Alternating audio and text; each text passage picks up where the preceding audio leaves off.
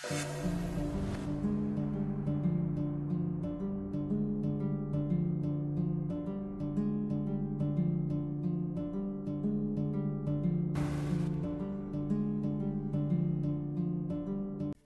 September 24, 2009, bandang 1:30 ng hapon, nakatanggap ang Kent County Police Department ng England na isang report mula sa isang taong nagsabi na may natagpuan siyang kahina-hinalang maleta sa isang sakahan. Noong pinuntahan ang lugar ay alam ng mga pulis na may kakaiba sa loob dahil napapalibutan ng mga langaw ang maleta at nakalak. Dahil sa presensya ng mga langaw, malamang ay mayroong nabubulok sa loob. Nagdesisyon sila na buksan konti ang maleta nang hindi sinisira ang lock at doon nila nakita ang katawan sa loob. Agad nilang sinicure ang lugar at pinadala ang maleta sa forensic lab. Pagkabukas nila ng maleta ay nakita nila ang katawan na naka-fetal position at nakahubad na babae na may edad 30s at may tangkad na humigit kumulang 150 centimeters. Ang pangunahing gagawin ng forensic pathologist ay ang matukoy ang dahilan ng kanyang pagkamatay at tansyahin kung gaano na siya katagal namatay. Ngunit dahil nasa advanced stage of decomposition ang katawan kaya mahirap nang matukoy ang sanhi ng kanyang pagkamatay. Pero maliwanag na ito ay isang homicide. Ang lahat ay nagulat nang binuksan ng maleta. Tubaran ng salarin ng katawan, inilak sa maleta at itinapon sa malayong lugar na parang nagtatapon ng isang bagay na walang halaga o kwenta. Nakita pa sa loob na nilagyan pa ng air freshener para matakpan ang nabubulok na amoy ng katawan. Sa puntong yun ay hindi pa nila matukoy ang dahilan pagkamatay at oras ng pagkamatay. Napaka-importante pa naman na malaman ang oras ng kanyang pagkamatay para makatulong yon sa pag-identify sa biktima. Ang oras ng pagkamatay ay maaaring sumabay sa pagkawala ng biktima. Para matukoy ang oras ay humingi na sila ng tulong sa entomologist, isang taong nag-aaral ng insekto. Ang pagkakaroon ng insekto at bulate sa katawan ay maaaring makatulong sa forensic entomologist na matansya ang oras mula nang namatay ang biktima. Matapos ma-identify ang uri at edad ng insekto ayon sa entomologist, ang biktima ay 10 hanggang 11 araw ng patay mula nung natuklasan ng maleta. Indikasyon na ang krimen ay maaaring nangyari noong September 13 o 14, 2009. Napakahalaga ng pagtuklas na yon dahil maaari na nilang paliitin ang kanilang paghahanap sa mga nawawalang tao, partikular na sa 2 araw na yon. Dagdag pa doon, ang forensic pathologist ay nakakuha din ng fingerprint mula sa biktima na siyang gagamitin nila para ma-match sa kanilang database. Sa kabutihang palad ay nahanap nila ang match at kinilala nila ang biktima na si Leah Questin na nagmula sa Crecklewood sa northwest ng London. Si Leah ay isang Pinay at bumiyahe papuntang England noong 2008. Ibig sabihin halos 1 taon pa lamang siya sa bansa.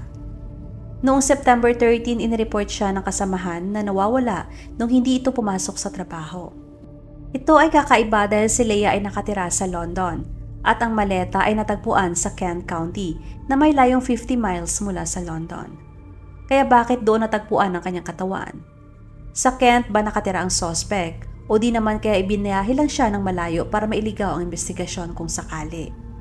Napakalayo at tago ang lugar na yon kaya walang makakapansin. Gusto ng mga investigador na malaman at maintindihan kung sino nga ba si Leah at kung ano ang nangyari sa kanya. Nalaman nila na si Leah ay 37 years old at nagtatrabaho sa isang nursing home sa Northwest London. Ayon sa kasama niya sa trabaho, siya ay napakasipag at dedikado. Sa kabila nang nagtapos siya ng kursong abogasya, mas pinili niyang umalis sa Pilipinas at mag-settle sa England para kumita ng mas malaki para suportahan ang pamilya.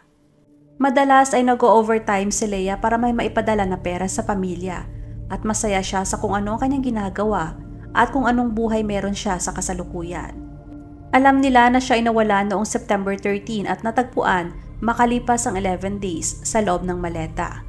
Kaya gusto nilang malaman kung anong nangyari nung gabi ng September 13 at sa loob ng 11 days kasunod ng kanyang pagkawala. Kinakailangan din nilang malaman kung kailan siya ipinasok sa maleta at kung kailan siya dinala ng salarin sa Kent County at ang pagkakilanlan mismo ng suspect. Para magawa yun ay kinakailangan nilang matrace ang kanyang mga galaw gamit ang kanyang bank card at Oyster card na siyang ginagamit niya sa public transportation. Mahalaga ang Oyster card dahil ang lahat ng nakatira at bumibisita sa London ay ginagamit yon. Gamit ang card ay na-track nila ang lahat ng kanyang galaw noong gabi na siya ay nawala. Noong September 12, isang araw bago siya nawala, si Leia ay sumakay sa bus number 172 at bumaba sa Elephant and Castle Underground Station. Nakaduda-duda dahil siya nakatira sa Cricklewood at sobrang malayo yun sa lugar kung saan siya bumaba. Huli siya nakita sa CCTV noong siya ay nasa underground station sa Elephant and Castle, London. Kasunod noon ay hindi na niya ulit ginamit pa ang card at hindi na rin siya nakita sa kahit saang CCTV. Kaya nagdesisyon na sila na gamitin ang media para i-publish ang nakuhang litrato sa kanya mula sa CCTV at umaasa na baka may nakakita sa kanya noong araw na yon at makapagbigay ng importanteng impormasyon. Ngunit sa kasamaang palad ay wala silang natanggap na kapaki-pakinabang na impormasyon. Nagdesisyon sila na puntahan ang kanyang apartment dahil gusto nilang makita ang kanyang laptop. Baka sakaling makita nila kung sinong huling tao na nakausap niya at kung ano ang mga sinisearch niya sa online. Natuklasan nila na gumagamit siya ng online dating site na tinatawag na Gumtree. Mula sa kanyang account sa online dating site, nalaman nila na may kausap siya na nagngangalang Jason Goody na 33 years old. Sa profile ni Jason ay nakasaad na siya ay nakapag-aral, matalino at nagtatrabaho bilang executive manager ng BBC o the British Broadcasting Corporation. Sinabi din niya sa kanyang profile na naghahanap siya ng babae mula sa Pilipinas. Malamang ay humanga si Leia nung nakita ang profile ng lalaki. Katunayan ay sinabi pa ni Leia ang tungkol kay Jason sa kanyang boss. Sinabi pa nga ng boss ni Leia na magandang trabaho ng lalaki at mukha naman itong mabait. Kaya agad namang na-inlove si Leia. Sa maikling panahon lamang ay naging matibay na ang kanilang relasyon at palagi na silang nagkikita. Sa nakuhang phone data ay nakita ng mga investigador ang palitan ng text messages ng dalawa. Base sa text ay halatang sobra nang na-inlove si Leia kay Jason dahil sinasabi niya na mahal niya ito at araw-araw silang magkausap. Kaya gustong malaman ng mga investigador ang tungkol kay Jason at kung saan ito nakatira. Mula sa mga text messages ng dalawa ay nadiskubre din ng mga investigador na isang beses ay nag-withdraw si Leia ng 900 pounds mula sa kanyang account para bayaran ang renta sa apartment ni Jason. Ang account ni Leia ay naglalaman ng 3,000 pounds ngunit nabawasan na ito ng 900. Perang inipon niya ng halos isang taon mula sa kanyang mga overtime. Araw-araw silang magka-chat hanggang sa nawala na si Leia. At kahit panay send niya ng messages kay Leia kahit nawala na si Leia ay siya pa rin ang nakikitang suspect ng mga investigador. Sinubukan nilang ilocate si Jason dahil sa sinabi niya sa kanyang profile na siya ay executive manager ng BBC. Ngunit noong pinuntahan ng mga pulis ang BBC ay sinabi nila na walang Jason Goody na nagtatrabaho sa kanila. Noong tinignan nila ang bank account ni Leia ay nalaman din nila na matapos niyang mamatay ay paunti-unting may nag-withdraw sa kanyang account hanggang sa tuluyan ng maubos. Ang natira sa kanyang account ay 4.96 pounds na lamang. Ibig sabihin na ang kumuha ng pera sa kanyang account ay ang kaparehong tao na pumatay at nagpasok sa kanya sa maleta. Kumbinsido ng mga investigador na ang motibo sa pagpatay ay ang perang natitira sa kanyang account, kahit na maliit na halaga lamang yon sa England. Nalaman din na ang kanyang bank card ay ginamit para ibili ng ilang bagay sa area ng Elephant and Castle nung siya ay nawala. Isa na doon sa mga binili ay ang maleta at ang padlock. Ibig sabihin na pera pa niya ang ginamit para itago ang kanyang katawan. Hindi rin mahanap ng mga pulis ang pangalan ni Jason sa kanilang database. Kaya sinuri nila ulit ang messages sa pagitan ni Jason at Leia, baka sakaling may mahanap sila na importanteng impormasyon. Hanggang sa nakita nila na isinulat ni Jason ang kanyang address sa Brooklyn, Southeast London. Nung inimbestigahan nila ang address ay nalaman nila na ito ay nakaregister sa pangalan ni Clinton Bailey, 36 years old at nagtatrabaho bilang IT. Matapos ang masusing investigasyon, nalaman nila na si Jason Goody ay si Clinton Bailey. Niloko niya si Leia at pinaniwala na siya si Jason na nagtatrabaho sa BBC. Nalaman din nila na si Clinton ay nagmula sa South Africa at naninirahan sa South London.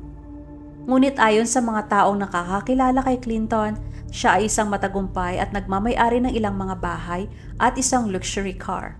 Ngunit nung bumalik ito sa London ay nawalan siya ng trabaho at naubos ang lahat ng kanyang pera.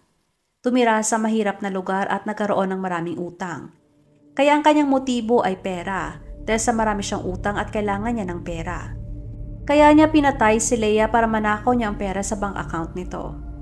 Dahil doon kay naging main suspect si Clinton. 5 araw matapos matagpuan ang maleta ay inaresto ng mga pulis si Clinton.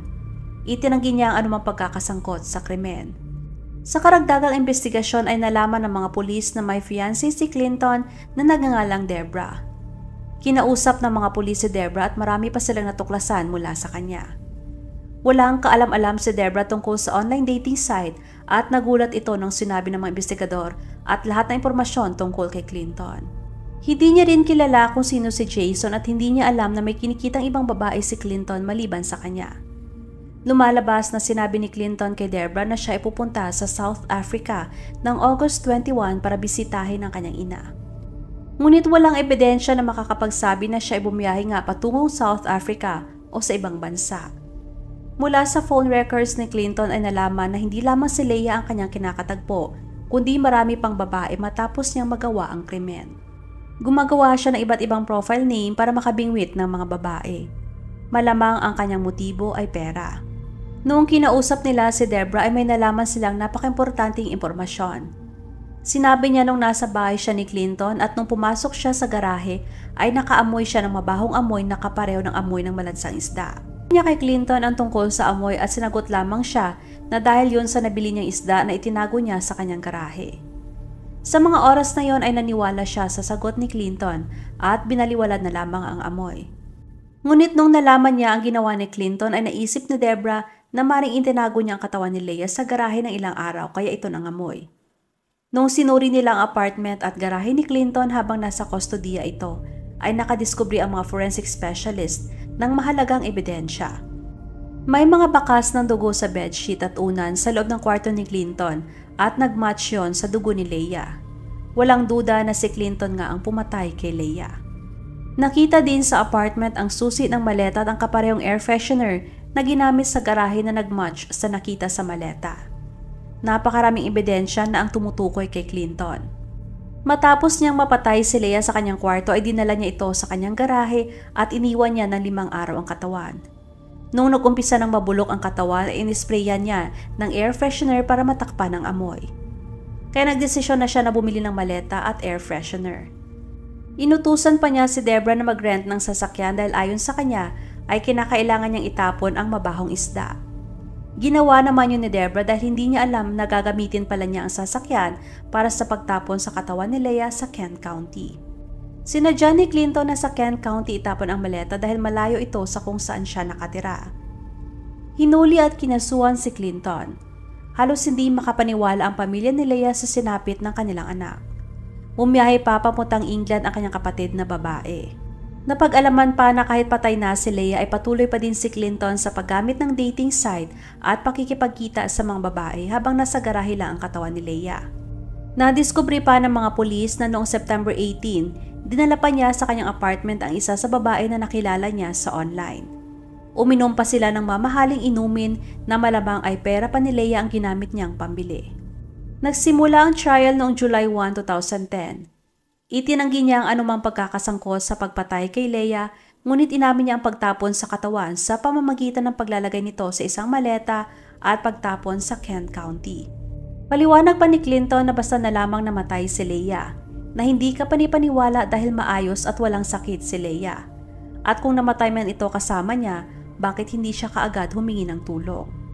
Napatunayan sa korte na guilty si Clinton sa pagpatay kay Leia at sinentensyahan ito ng 30 years na pagkakakulong at karagdagang 5 years sa pagtapon niya sa katawan. Huwag makatubiling ibahagi inyong mga saloobin at komento. And please huwag kalimutang mag-like and subscribe sa aking channel kung hindi mo pa nagagawa. Magkita-kita tayo ulit sa aking susunod na video. Maraming salamat!